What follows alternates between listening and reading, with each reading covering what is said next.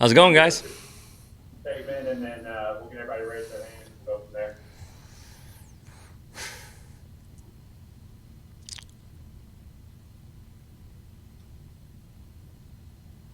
John Hale. Liam, I'm curious, the receivers, are you at the point where you can move guys around to different positions, or this early in the install, do you want guys focusing on one spot, learning that, and then worrying about versatility later? Yeah, I mean, the beauty of this is we're going to keep these guys and try to put them in spots right now. But the beauty is be able to move them around by formation. So that then allows them to play, okay, you know, if Wan'Dale's in the slot, he can play outside. He can play outside to the right. He can play inside. You know, Josh Ali can move around really more so by formation right now, as opposed to them trying to learn different spots on the field. I think it's a little bit easier right now for them to just line up according to formations, and that will be a little bit more multiple that way to be able to get them around and move them around in spots to be able to create matchups and some leverages that we may like in the pass game for sure. That's a good question. Josh. Hey, Liam, I'm curious about the running back. We've talked a lot about the pass stuff, and I'm sure they'll be involved a lot more in the passing game. But what else? Like, what does their role kind of look like, and what maybe are some of the new things they're having to learn? Yeah, I think just at this point, I believe that group is a skilled group for sure. I mean, Chris, Smoke, you know, Jatan's coming along really well. Tisdale's coming along. You know, I like the young kids for sure a lot. I mean, it's more so just for them. It's a matter of, okay, we're going to have protections where they're involved in the pass pro, where they if they don't get blitz pickup, they get out. And we'll also have, you know, protections where they're free releasing from the backfield. We'll also have some where they're lining up and empty. That's all new to them. You know, that's a little bit new for those guys.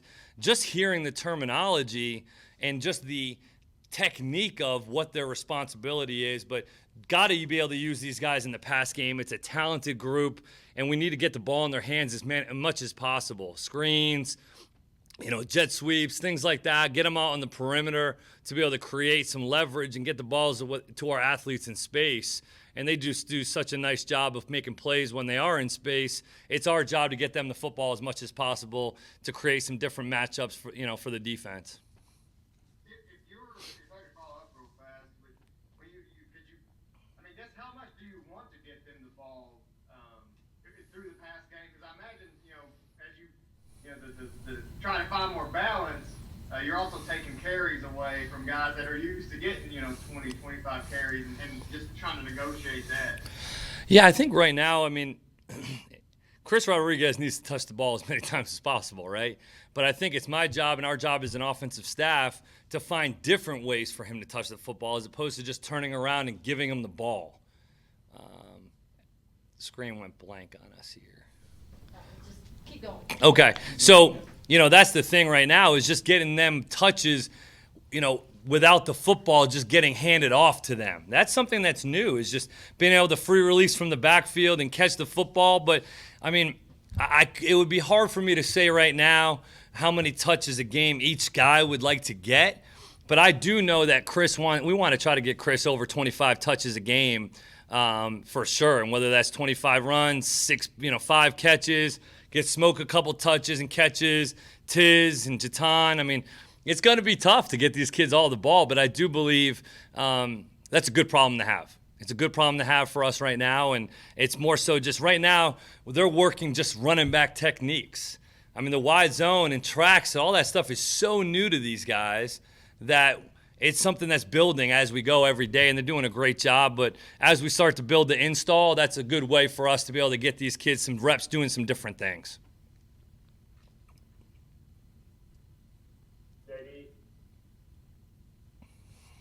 Liam, I was wondering about the center position and the new offense. Are there any new or added responsibilities on that guy? You guys will have a new center for the first time in a long time. And just kind of curious, too, about how depth is developing at that spot. Yeah, I think right now, those guys, I'll be honest, Drake did so much for those guys up front over the last couple of years. So obviously it's a new person that will be playing the position. And right now we got kind of an open competition at the position. A couple of those guys are doing a nice job. Q is one guy that's really shown up over the last couple of days and done a nice job. And Fortner's been playing a little center as well and just mixing some of those guys in. Cox has done a nice job. And it's just a matter of right now, they've done all the calls in the past. I mean, Drake handled everything. So they're used to it from a center standpoint. Now it's just a different guy doing it. And the beauty of that room is it's a pride thing. Those guys want to do it. They want to make the calls. They want to be in charge. Okay, so that's the thing is those guys have the ability to just step up. It's really a next man up situation, and they learn from one of the best in college football over the last couple of years that running the show from the center position and being coached extremely hard and well, and also being able to communicate with your teammates. And I think those guys are doing a great job so far, and it's a work in progress for every position.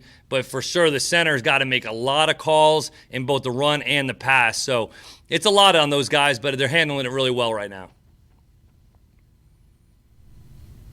Larry? Liam, you talked a lot about adjustments that players are having to make and as you try to learn them, but also it's a new coaching staff you're working with and they're working with. What's it been like for you just to learn about the other coaches that you're working with, and is that a transition period too? For sure. I mean, I think anytime you get into a room with guys you haven't really worked with before, there's always some chemistry that you have to create. And it took some time for us to get in there and putting in a new offense. But these guys the staff's been great. The staff's been great so far. It's been really nice for me to have them because I can lean on them with a little bit of, hey, how is this kid as a person? I'm more leaning on these guys for understanding what kind of kids we have in our program and what makes them tick from a learning standpoint. So I think that's been great so far. Getting these guys in the room, we just kind of hunkered in. But when I got here, and we were just going all day of just learning the offense, teaching the offense, but also doing it together. It wasn't just me saying this is what we're going to do and it's over with. We did this thing together, incorporated a lot of things that maybe some of us have done in the past at other places and try to give everybody a say, because I believe that if other people have some buy-in, then the thing's going to be a better situation for everybody. And we'll be able to get everybody to buy in as a staff and as the players. So it's been great. Obviously, I'm thrilled with John Settle so far as a new hire. He's been fantastic. Just such a calming presence for those kids and for me especially. He's been a great calming presence. And then obviously I worked with Scott Woodward and went to college with him. So I had some great relationship with him prior, but I've really been happy with the staff so far. It's been great. John Wong? Hey, Liam, Mark was telling us on Saturday how when he's teaching a new system, he likes to just throw everything out there, and then if the guys get overwhelmed, he can kind of pull back a little bit. What is your initial impression on how well these guys have been able to pick this up, and what's their football IQ in your mind?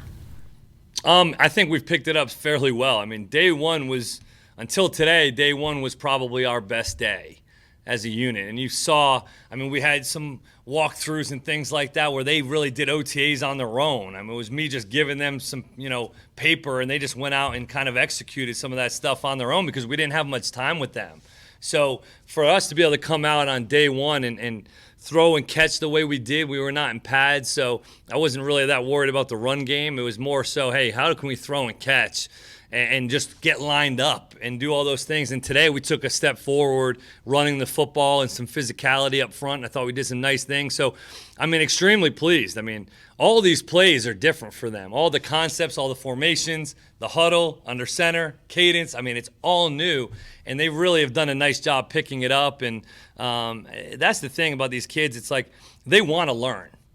They want to be coached. They want to be able to do the things that you ask them to do. It's just a matter of, are you putting them in a position to be successful?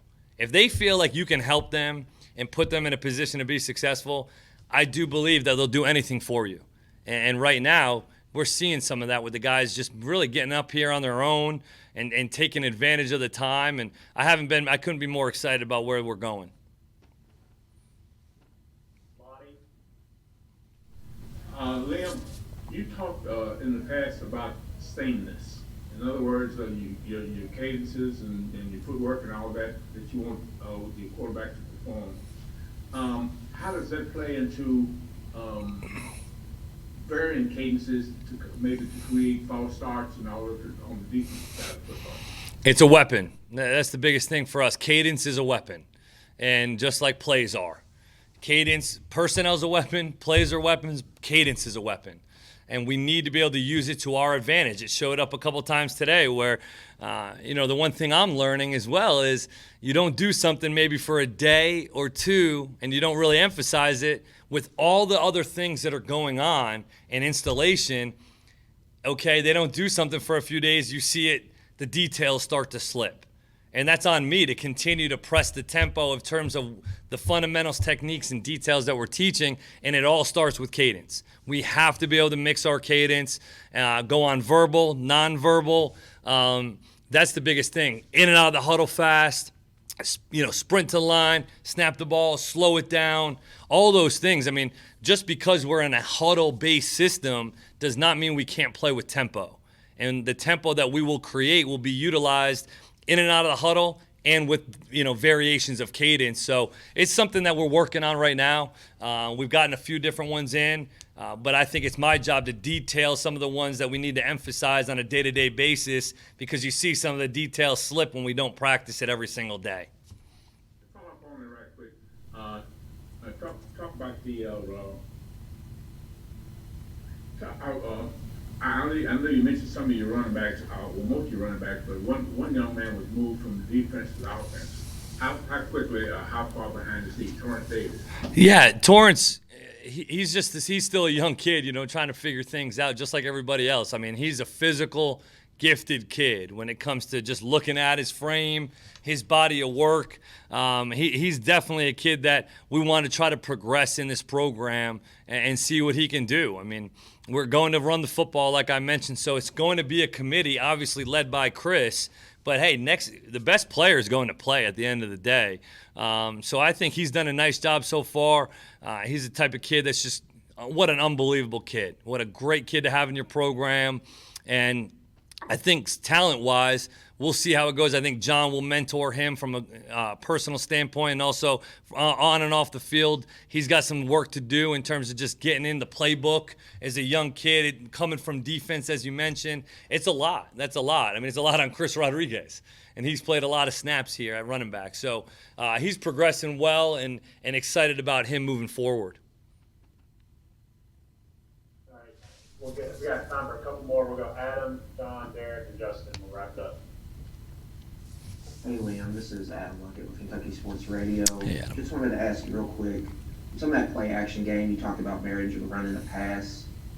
Do you think that can be effective in the pistol, or is that something you're going to want to get under center the majority time to try to get that play action pass game going?